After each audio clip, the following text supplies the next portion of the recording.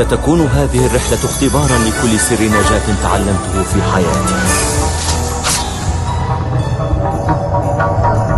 أمامي نحو 80 كيلومترا من الغابات المطيرة الكثيفة قبل البدء بالمرحلة التالية من رحلتي في سهول السافانا العشبية المفتوحة.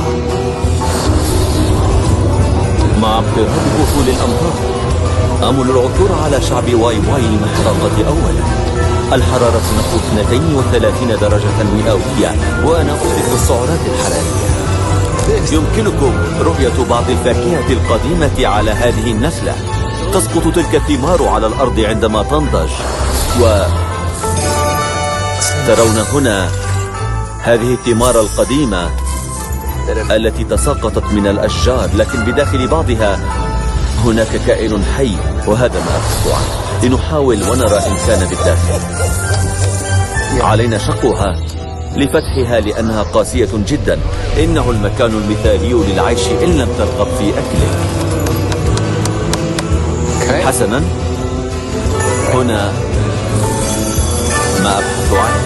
إنها يرقانات خنفساء صغيرة لا تعيش سوى في بذور هذا النوع من النخيل. إنها غنية بالدهون والبروتين. مذاقها أشبه بجوز هند لزج. سأجمع أكبر عدد ممكن، ستكفيني اليوم على الأقل.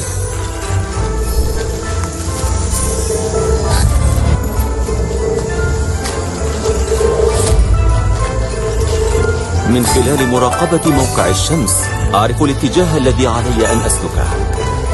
خطتي هي الاتجاه شمالا ليوم كامل. مع حلول الظلام يصبح الاستمرار خطيرا جدا. تنتشر مخاطر لا حصر لها في الليل. من الأفضل أن أخيم هنا حتى الصباح.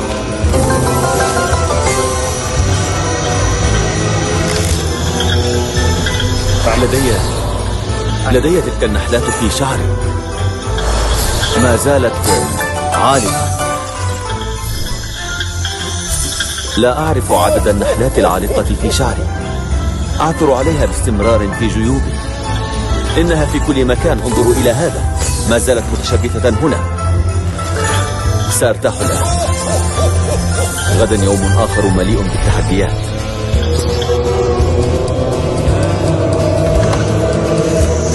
يجب أن أريكم شيئا.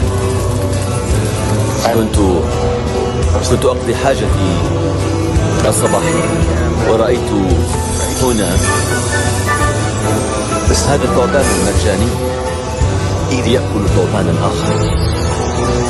يمكنها أكل شيء أكبر من فمها، ولديها شيء أشبه بنظام السقاطة، حيث تعمل الأسنان على السحب من الرأس وحتى الذيل. لا أريد حملها لأن هذا سيزعج الثعبانين أو سيزعج الثعبان الحي، ومن المحتمل أن تتقيأ وجبتها. يمكنكم رؤيتها تسحب فريستها إلى الأرض. تفعل الثعابين كل ما عليها للنجاة. العديد من مخلوقات الغابة مثل الأفاعي السامة تجهد السباحة. عندما تغمر المياه هذه الغابة سنكون جميعنا في الماء معا.